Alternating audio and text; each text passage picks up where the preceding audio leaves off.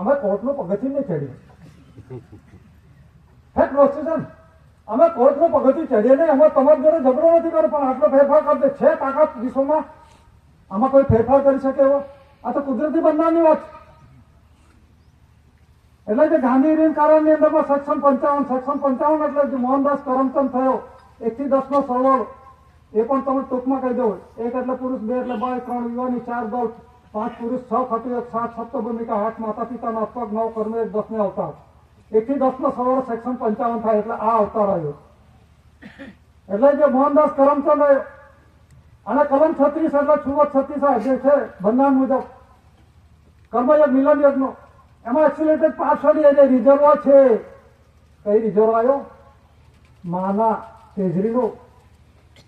એની અંદરમાં કોઈ પણ પ્રકારનો છેડછાડ ના થાય.